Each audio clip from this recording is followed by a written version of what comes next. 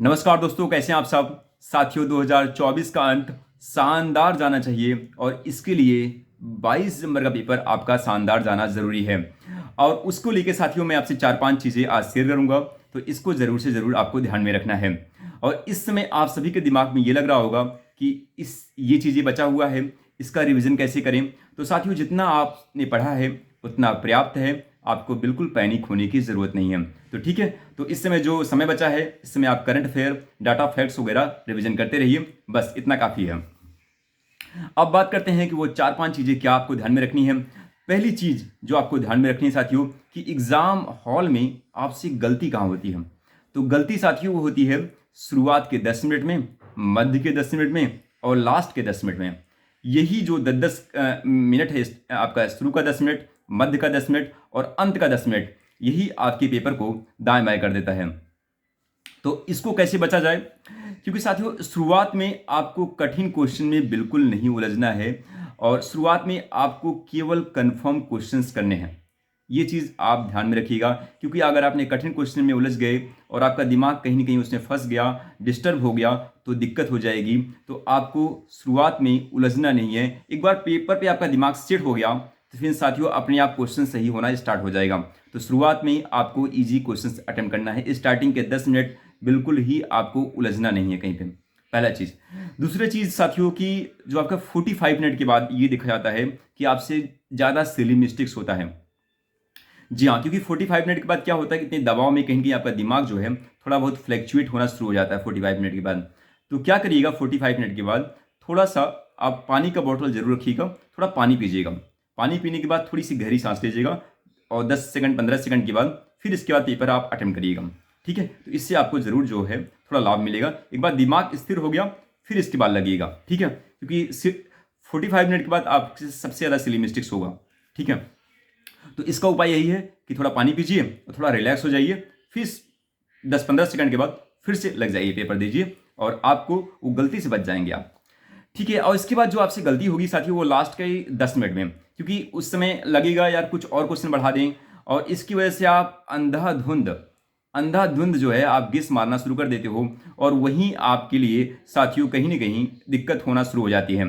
तो इसको बचने का यही एक तरीका ये है कि साथियों आपको अपने नफ्स पे कंट्रोल करना है और अंधाधुंध जो है आपको गेस नहीं मारना है। अंधाधुंध जो है गेस बिल्कुल मत मारिएगा। लास्ट के 10 मिनट ये बहुत सारे लोग गलती करते हैं और इसकी वजह से वो माइनस मार्किंग के फिर में फंस जाते हैं। तो ये इस गलती से आपको बचना है। इसके बाद साथियों जो दूसरी चीज़ कि कितना आइडियल आपको अटेम्प्ट करना चाहिए। तो आइडियल जो अटेम्प्ट है साथियों वो चीज़ें ये है कि आपको पेपर में जो है, क्योंकि ये तो आप जब पेपर देखेंगे उसके बाद ही तय हो पाएगा पेपर, अगर आपका इजी है टफ है उसके अकॉर्डिंग ही आप अटेम्प्ट करेंगे।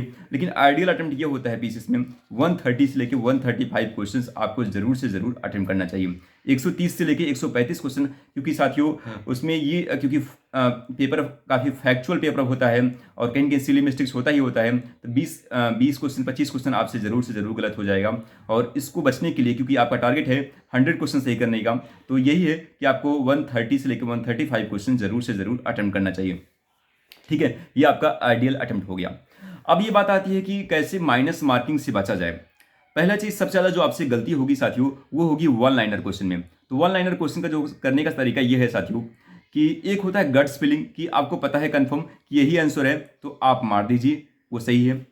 और एक होता है कि आपको आंसर कंफर्म नहीं है और 50-50 में आप कर रहे हो, तो उसमें उस सिचुएशन में आपको क्या करना है, आपको चारों ऑप्शन को एलिमिनेट करना है कि ये यहाँ से है ये नहीं होगा, ये यहाँ से है ये नहीं होगा, ये वहाँ से है वो नहीं होगा।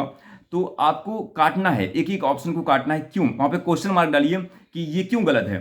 अगर ये आप ऐसे करके करेंगे तो आपके जो है जो सही होने के चांसेस है वो बहुत ज़्यादा होंगे। तो हमेशा कैलकुलेटिंग गेस करना चाहिए साथियों।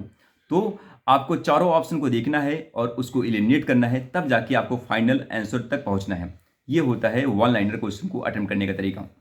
इसके बाद साथियों जो दूसरा चीज़ है कि वो है मैचिंग क्वेश्चन। मैचिंग क्वेश्चन साथियों आपको 100% अटेम्प्ट करना चाहिए, क्योंकि उसमें बहुत सारी नॉलेज होती है और कुछ न कुछ उसमें ज़रूर आपको पता होता है और इसी वजह से आपको उसको अटेम्प्ट करना ही करना चाहिए। और इसके बाद साथियों दूसरा होता है कथन कांड के क्वेश्चन। तो कथन पढ़िए और उसके बाद लगाइए क्योंकि और कारण। तो कथन के बाद अगर आपने क्योंकि लगाया और उसके बाद कारण पढ़ा तो इसके बाद आपका रिलेशन अपने आप बैठ जाएगा। अगर रिलेशन बैठ गया तो इसके बाद वो साथियों आपको लगा ही देना है।